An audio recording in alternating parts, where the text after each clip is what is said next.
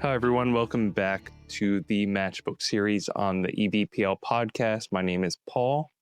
I'm the host and resident adult services librarian here at EVPL.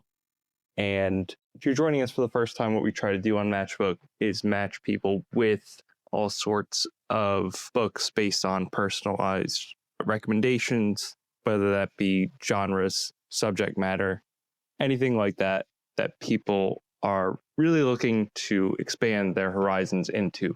I would say that's the main crux of the show, is we want people to always discover something new that they didn't know they might enjoy. And so that often comes through user suggested questions about new things that they could explore in literature. This time of year, I like to offer my favorite books I've read in this past year.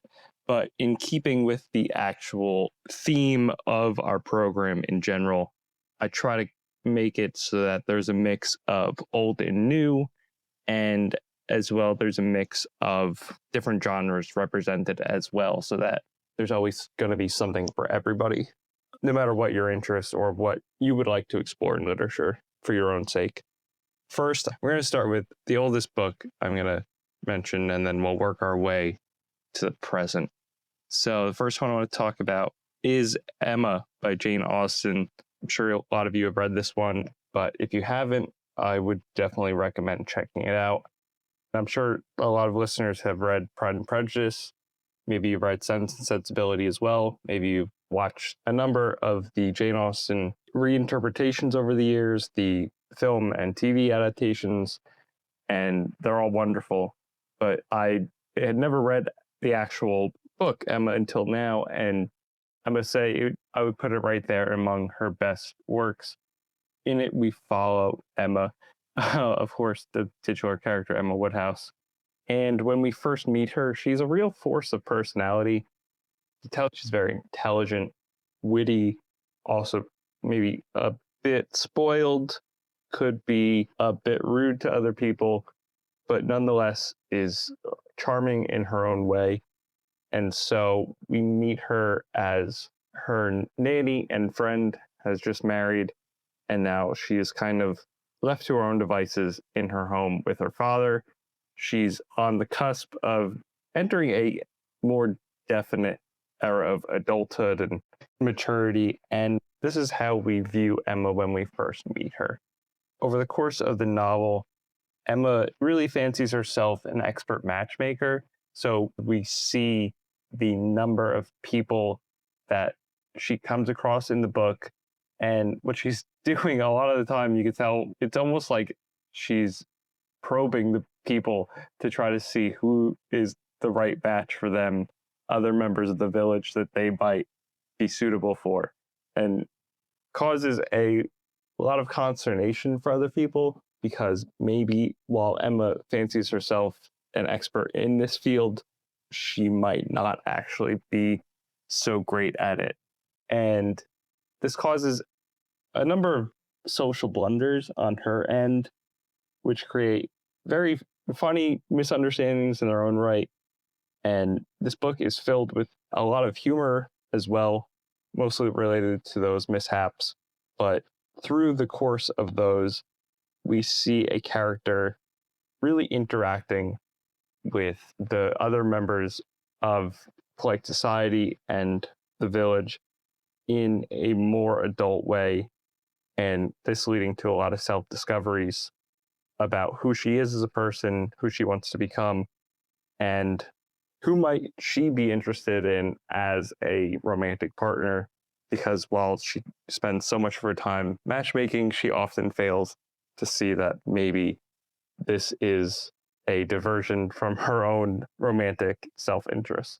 In the course of these events, what we see is a truly human character, like a fully formed person. Like, it just really stands out that this feels so true to life in the way that she has all of these blunders and fails in many ways at her own vanity, her own self-deception, and how this experiences these social setbacks as a result, but learns from them in ways that makes her a better person, but still ultimately, like, she still feels flawed at the end. And I like that because it's still supposed to represent an actual person, and people shouldn't be perfect. They should just try to better themselves, which she does. So I really enjoyed the book. It feels timeless in a way where even if you were not in Regency era England, you are indeed in modern times, the human aspects feel applicable, and 200 years later are still like spot on. It didn't feel dated to me in any way, and the way people interact is still the way we interact with each other now. So I really enjoyed that book. The next book I wanted to discuss is The Only One Left by Riley Sager. Sager is a contemporary author. He's written mainly in the fantasy, mystery, thriller, horror, kind of melds a few of those genres together every time he publishes something. So this book, it is more in line with the thriller, I would say. It's like a gothic thriller, and in it we follow a home health aide who arrives at a decaying mansion on a cliffside on the edge of town, and she is set to care for an elderly mute woman who can barely take care of herself and can barely communicate, but 50 years prior was accused of murdering her whole family in this now decrepit mansion. While the charges didn't stick, the rumors have, and she's been rendered a pariah for the entire town, to the point where this health aide is the only person left in the area who is willing to care for her. And so over the course of the book, we learn more about her backstory and whether she was culpable or responsible for anything related to this family murders. We learn more about her as a person now. And there's such a creeping sense of dread that permeates throughout the whole book in a way that uses the decaying mansion so well as a setting. All these gothic elements that enter into it imbue it with an atmosphere that is just perfect for the actual plot of the book. There's suspense around every corner. There's a real focus on the residents of the town as well as the employees of the mansion, and hidden backstories about who they might actually be, personal and family secrets. There's these haunted elements of the house, restless spirits, things like that. And all of it conveys a real creeping dread that builds wonderfully throughout the book, where you don't know what is the deal with this woman. Why has this health aide been chosen? Was there a sense of fate almost, or was it like she was the chosen person to help take care of her? Is there some reason, backstory, how these two might be linked in some way? It's really wonderful, and it creates a vibe of sheer horror throughout and suspense, where you kind of can see the wheels turning, but you don't know exactly where the twists are going to come or what direction they're going to go into. So if you want an unsettling, suspenseful mystery that feels almost impossible to pin down, I would definitely recommend checking out The Only One Left. The last book I wanted to discuss is Yellowface by R.F. Kuang.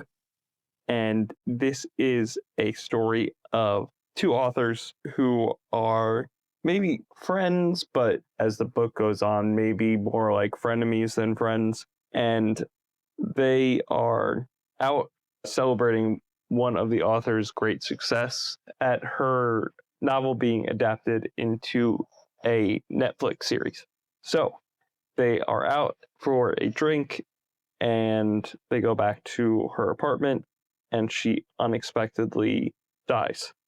The other author, who is her friend and maybe is not as successful, steals her manuscript she'd been working on that she did not tell anyone about. And so she takes this, maybe adds some of her own elements to it, makes it her own story to some extent, but is still stealing the basis of the premise and most of the words, honestly, from this manuscript in order to publish it. So she does, and it becomes a massive success, and her career is completely flipped upside down, and she becomes the success that she never thought she would be. The only issue is that she is white, and the person that her friend who she stole the manuscript from is Chinese. And this also factors into the actual subject of the manuscript. So throughout the book, she feels maybe haunted in some way by her late friend in ways that add a kind of strange but funny supernatural element to the text. And so what we get is a really biting satire about authorship, who gets to tell what stories, why they get to tell them, and is it, even if you take something, make it your own in some way, does that still constitute stealing? And also all of the cultural and ethnic boundaries and elements at play in doing so. And so this book, it grapples with a lot of those themes, and it wants you to think about them in a modern context and why or why not it should be permissible to do certain things, and whose stories are actually theirs to tell and whose are not. But it does this in a way that feels fresh. And while there is such a sharp critique about the act of doing this in the book, it's approached with a lot of humor. And so it really balances out what could be a plodding novel by making it really fast-paced, invigorated, funny, and very readable. And so it's just incredibly well done. There's a excellent command of tone throughout where it is serious, but it's funny as well. So it manages to be in both camps at the same time while never straying too far from one into the other. And I think there's such a balance to the writing and to the characters, where as the reader being asked to consider all of these elements while never feel like we're straying too far into humor, too far into drama. That's a perfect blend of the two all the way through the book. So these are the three books I really enjoyed the most that I've read this year. Again, they kind of fall into all different categories, so I wanted to pick. You can find the Match+Book series and all other series of the EBPL podcast at ilove.ebpl.org/podcast. Thank you all for listening, and thank you to Melissa Hosick for editing this episode.